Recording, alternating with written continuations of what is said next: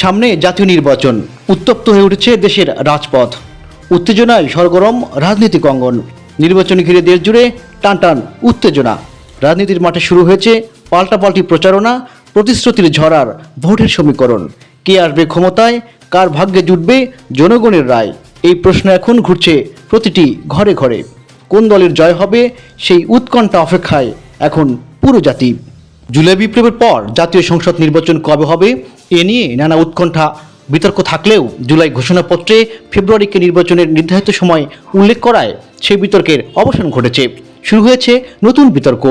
এখন নির্বাচন হবে প্রচলিত পদ্ধতিতে নাকি পিআর পদ্ধতিতে, এ নিয়ে প্রধান রাজনৈতিক দলগুলোর মধ্যে বিভেদ দেখা দিচ্ছে। সাধারণ ভোটারদের অনেকেরই প্রশ্ন, এই পিআর পদ্ধতি আসলে কি? এই পদ্ধতিতে নির্বাচন হলে কোন দলের লাভ এবং কোন দলের ক্ষতি হবে? চলতি বছরের 28 জুন রাজধানীর সোহরাওয়ার্দী উদ্যানে ইসলামী আন্দোলনের মহাসমাবেশে যোগ দিয়ে জামাত ইসলামী, জাতীয় নাগরিক পার্টি, গণ অধিকার পরিষদ ছাড়াও তুলনামূলক ছোট রাজনৈতিক দলগুলোর নেতারা পিআর পদ্ধতিতে নির্বাচনের জোরালো দাবি জানান। পিআর পদ্ধতিতে নির্বাচন ধারণা বাংলাদেশে প্রথম হলেও বর্তমান বিশ্বে 170টি গণতান্ত্রিক দেশের মধ্যে 91টি দেশ পিআর পদ্ধতিতে নির্বাচন করে থাকেন।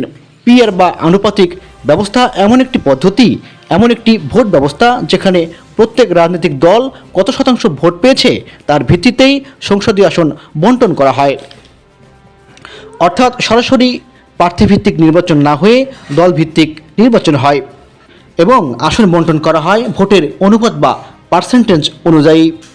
অর্থাৎ বাংলাদেশ সংসদে 300 আসনের মধ্যে বিএনপি যদি 40% ভোট পায় তাহলে আসন পাবে 300 গুণন 40%, অর্থাৎ 120টি আসন। জামাত ইসলাম যদি 20% ভোট পায় তাহলে আসন পাবে 300 গুণন 20, অর্থাৎ 60টি আসন। গণ অধিকার পরিষদ যদি 5% ভোট পায় তাহলে আসন পাবে 300 গুণন 5%, অর্থাৎ 15টি আসন। এনসিপি যদি 1% ভোট পায় তাহলে আসন পাবে 300 গুণন 1%, অর্থাৎ 3টি আসন।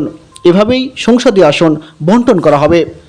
আরও পরিষ্কার করে বললে, সারা দেশে কোনো আসন না জিতেও মোট ভোটের 10% পেয়েও সংসদে 300 আসনের মধ্যে সেই দল বাগিয়ে নেবে 30টি আসন।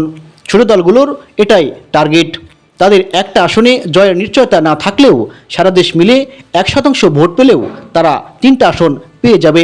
আর বড় দল বিশেষ করে বিএনপি চায় কেউ সংসদে যেতে চাইলে প্রতিদ্বন্দ্বিতা করে জিতে আসতে হবে। বাংলাদেশে প্রচলিত নির্বাচন ব্যবস্থায় তুলনামূলক ছোট দলগুলো বড় দলগুলোর সঙ্গে জোটবদ্ধ হয়ে নির্বাচন না করলে সংসদে প্রতিনিধিত্ব করা অসম্ভব হয়ে পড়ে।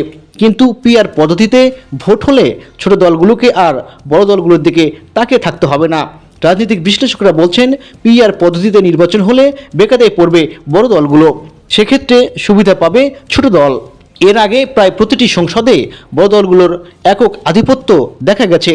তবে এই পদ্ধতিতে নির্বাচন হলে সংসদ অভিমুক্ত থাকবে।